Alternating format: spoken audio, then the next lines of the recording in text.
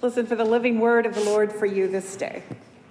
In the time of King Herod, after Jesus was born in Bethlehem of Judea, wise men from the east came to Jerusalem asking, "Where is the child who has been born the King of the Jews? For we observed his star in the east and have come to pay him homage." When King Herod heard this, he was frightened, and all Jerusalem with him. And calling together all the chief priests and scribes of the people, he inquired of them where the Messiah was to be born. They told him, "In Bethlehem of Judea, for so it has been written by the prophet, 'And you, Bethlehem, in the land of Judah, are by no means least among the rulers of Judah, for from you shall come a ruler who is to shepherd my people Israel.'"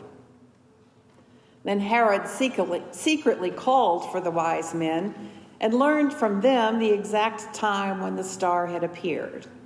And then he sent them to Bethlehem, saying, "Go and search diligently for the child, and when you have found him, bring him to me. Bring me word so that I may also go and pay him homage." When they had heard the king, they set out, and there ahead of them went the star that they had seen in the east, until it stopped over the place where the child was. When they saw that the star had stopped, they were overwhelmed with joy. On entering the house, they saw the child with Mary, his mother, and they knelt down and paid him homage. Then, opening their treasure chests, they offered him gifts of gold, frankincense, and myrrh. And having been warned in a dream not to return to Herod, they left for their own country by another road. This is the word of the Lord. Thanks be to God. I want y'all to know that this really is a story about a group of Presbyterians. The only thing missing was a casserole. The English translation often calls these people wise men, but they were neither proven wise nor men, frankly. Greek word is magi, sometimes known as magician. Ancient historians tell us that the work of magi could include dream interpretation, magic, astrology, and fortune telling. It's not quite as off the wall as it sounds, though it may be hanging by a thread. The Magi were originally a religious caste in Persia, which is where modern-day Syria is, and their work then was called magic, meaning the rituals or procedures enacted to influence the course of nature or people and circumstances. And it was done particularly through an alliance with the supernatural. It also was work that looked toward the future to avoid perils and pitfalls. And all of that work is reflected in the story, if you read the story with those things in mind. But regardless, anyone of any gender could have done any of those things. And I'm guessing that the primary wisdom that Magi would need is the wisdom to interpret dreams in a way that didn't get you killed by the king. So, why do I really think they're Presbyterian? Well, because this is a story of serving the greater good with energy, intelligence, imagination, and love, which is one of our ordination vows. So, of course, they're Presbyterian. It happens to be my favorite ordination vow. And all pastors and all elders take the same vow. But in this story, there's clearly not enough pontificating for them to be pastors. Thank you. I'll just let you meditate on that for a minute. So, the whole trip obviously took energy. They'd been traveling from the east, probably Persia. And I remind you that this is not a time during which the lights could be left on for you at a Motel 6. Y'all, really. This is a fun sermon. Enjoy it. So you ride the lumpy camel or you walk for miles and miles, and then you stop, and then you have to set up camp, and then you have to cook some kind of food for yourself, and then you have to ensure your safety in some way, and then you get what sleep you can before you start again the next day. And somewhere in that nighttime rest for the Magi, they had to figure out, one, if the star was still there, and two, if they were still headed in the right direction. There was no recalculating. I wonder how long they traveled without being sure that they were going anywhere of significance.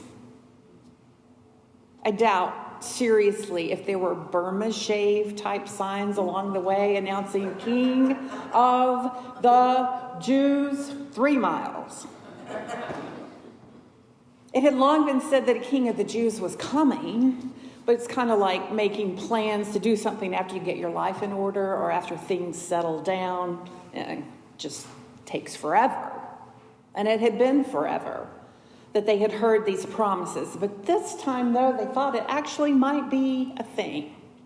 Only the divine could bring that kind of light, that kind of star had to point to something really good. The imaginations of the Magi had long been at work figuring out who or what or how this new king could appear, and they were not disappointed. It did take some real creative ability to put all the pieces together, and some people, of course, called them crazy, but using the imagination was kind of the best kind of crazy. And wonderful things came out of it when wonderful things came out of it. When the stars aligned, so to speak. And, well, with that extraordinary star, they felt like they really had a good head start. And imagination feeds your energy. You find an extraordinary possibility, and then you'd be amazed how much energy you can find to take the next steps. And while imagination and energy maybe are the easiest things to see, intelligence was important as well. For one thing, you couldn't just go around heralding the birth of a new king to just anyone. And frankly, the Magi had gotten so caught up in imagining the possibilities that they forgot to be intelligent as they asked King Herod where the new king had been born. They understood that a capacity to learn from experience and adapt to new situations and use their knowledge to control their environment was worth all the gold, frankincense, and myrrh that they were carrying. And so as they watched panic spread from Herod's face through the ranks of his flunkies, they recognized they had made a whopper of a mistake. When they heard the prophet's words about Bethlehem, while Herod then enlisted their help to find the child, they agreed as if they had planned to work for Herod all along. That was, in fact, an intelligent move, because no one impeded their journey at that point. They were on a mission for the king, and they had a location, and they had a plan, and they actually had a few extra resources to get there. But they had not actually promised anything. They had kept their mouths shut while the king gave the orders to find the child and then come and tell him. They knew kings. They knew the gushing excitement expressed as he sent them further on the journey was an attempt to manipulate them into his service. And they adapted nicely. They told themselves as they headed out. The king really had no idea what they would do if they found the child. Never mind that they didn't really know what they would do either, but they were intelligent to know enough. They were intelligent enough to know that they would figure it out. So the star didn't disappoint, and when they arrived at the place where the child was, they were overwhelmed with joy. And they entered the house and they saw the child with his mother. It was not really the scene they had imagined for a newborn king, because the house belonged to a carpenter. But there was this love between Mary and Joseph and the baby that was way beyond the position of a king. It was a holy love, a love of a family who trusted in the love of the divine. And the Magi knelt and they paid homage to that child, moving their allegiance from Herod and the patron of their lives' work to the presence that they could see in that child. And they offered gifts from their treasure chests, and they apparently received the gift of love that that child offered to the world in every encounter he had in his entire life. And of course, the Magi did not return to Herod, but left for home by another way, again, using the energy, imagination, intelligence, and love that are gifts from God to be used for the purposes of God. So as I'm working on this sermon, I couldn't think of a single thing that we do in the faith community that doesn't require or isn't covered by one of those four things. It really takes all four of those items to move us toward the purposes of God. If you have intelligence and energy but no imagination, you can't see where you're being led.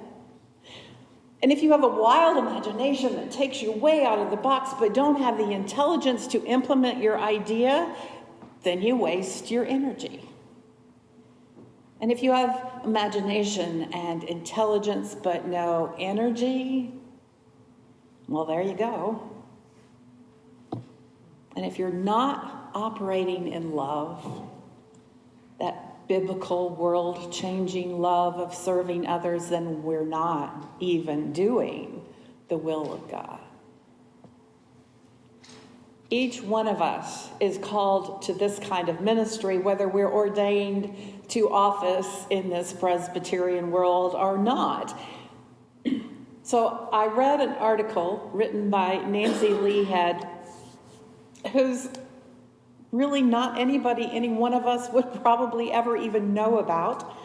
But she tells this story that embodies this vow and our opportunities to serve through this vow. And she says, I was denied ordination to ministry of word and sacrament because in 1978, I was told there were 3 strikes against me. 1, I was a woman. 2, I was 37.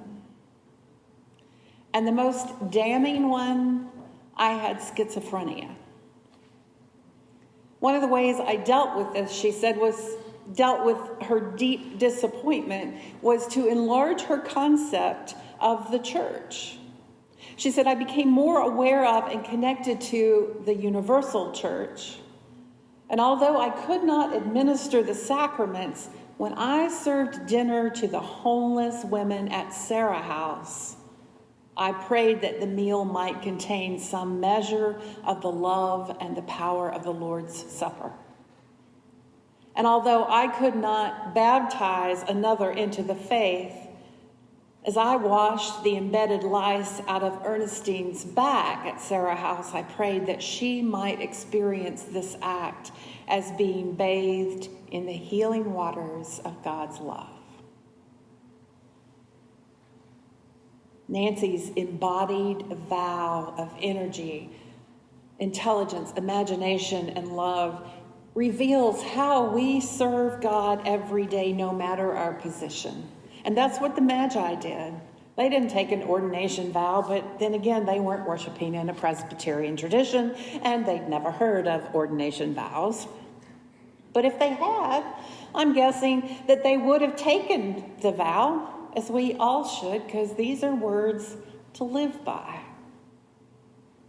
So, fellow servants of the child of Bethlehem, will you seek to serve with energy, intelligence, imagination, and love?